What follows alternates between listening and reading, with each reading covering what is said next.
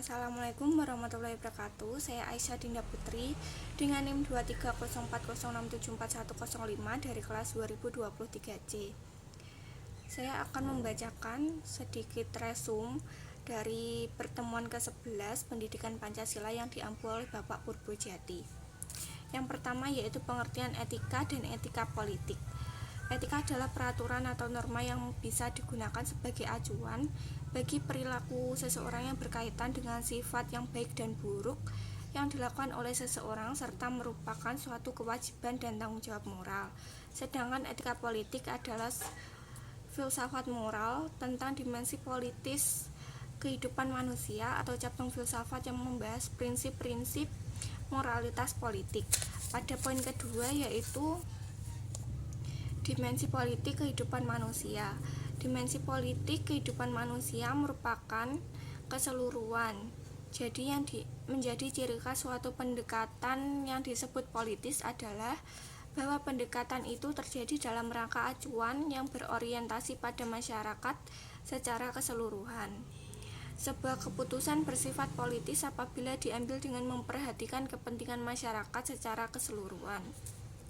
Dimensi politis ini sendiri mempunyai dua segi fundamental yang saling melengkapkan sesuai dengan dua kemampuan fundamental manusia. Poin ketiga yaitu menjelaskan manusia sebagai makhluk individu dan sosial. Yang pertama, manusia sebagai makhluk individu.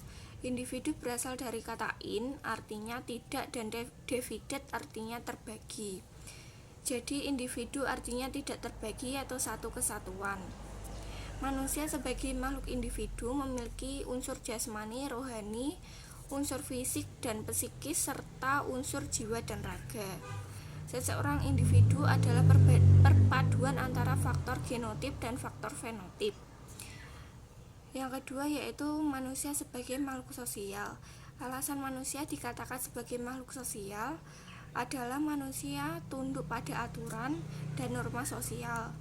Perilaku manusia mengharapkan suatu penilaian dari orang lain.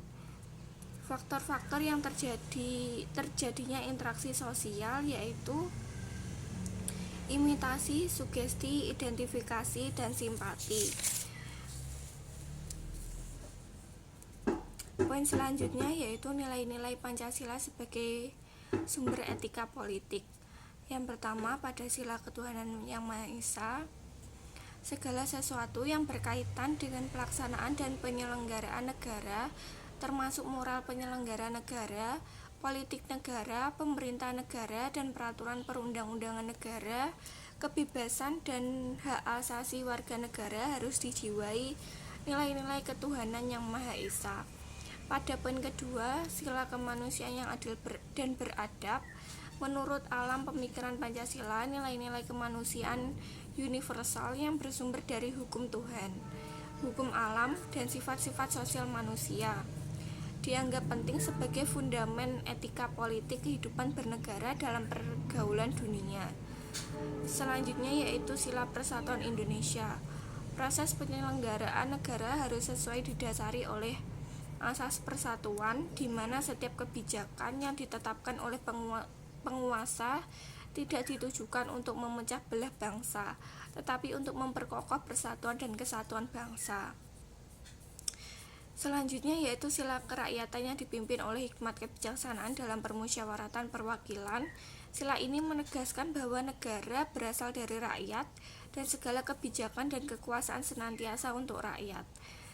Dan sila yang terakhir yaitu sila keadilan sosial bagi seluruh rakyat Indonesia, memberikan legitimasi hukum dan kehidupan penyelenggaraan negara. Selain itu, keadilan sosial merupakan tujuan dalam kehidupan negara yang menunjukkan setiap warga negara Indonesia mendapatkan perlakuan adil dalam bidang hukum, politik, sosial, ekonomi, dan kebudayaan.